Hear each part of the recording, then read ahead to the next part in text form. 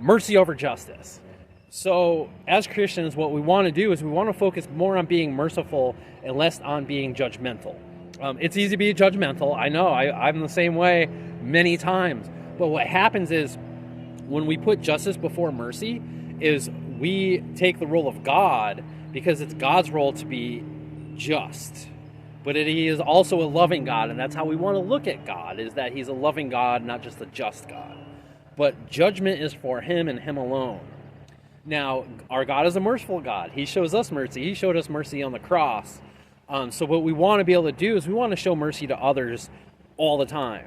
Now, that's an ideal, obviously. I'm not perfect. I don't show mercy every time to people either. But I've learned and I've come a long way to show mercy in a lot of cases where I used to show justice. Somebody wrongs you, you got to get them back for it. You got to have that revenge. You got to retaliate in some way or shape or form. Or you create these situations in your head where, you're about to leave your house for the day and you're like, if anybody does this to me, I'm going to do that back. I'm not having that today. We got to get rid of that mindset of justice and start moving into mercy. One day I decided to try an experiment. And I was like, all right, I'm going to show mercy in the next situation where I have the option to do so. And I did. I showed mercy to somebody. I think somebody was like cutting me off, and I still let them in. And as soon as I did that, the rest of the day, God just showed me mercy over and over and over again, to the point where I broke down and cried because He was doing it so much over and over and over again that I couldn't handle it anymore.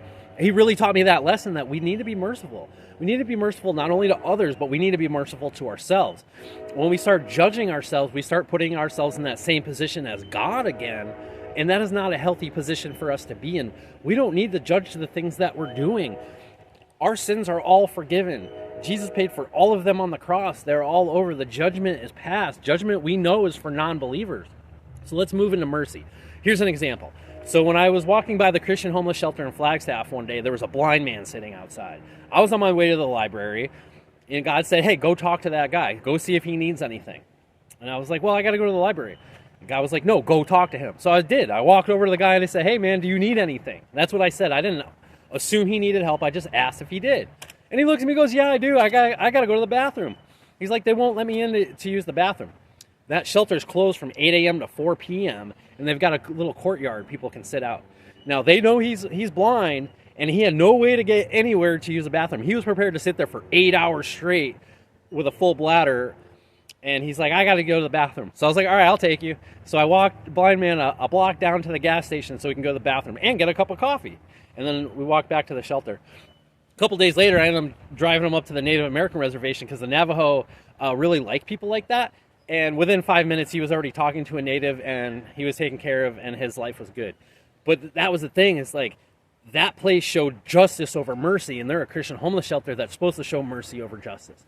I understand they have rules, and they are closed from 8 to 4, but rules, we have to make exceptions. That's the whole thing about legalism. If we're legalistic and we're always just every time and never show mercy, then how are we any better than a non-believer?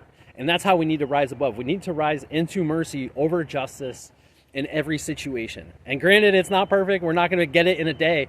But let's start to focus on being more merciful towards ourselves, especially our loved ones. Our loved ones are the ones we go after judgment the most. And those are the ones that we need to show the most mercy to. Because if you think about it, what if those people were gone? What if you didn't even have those people? We forget about being grateful for what the things that we do have.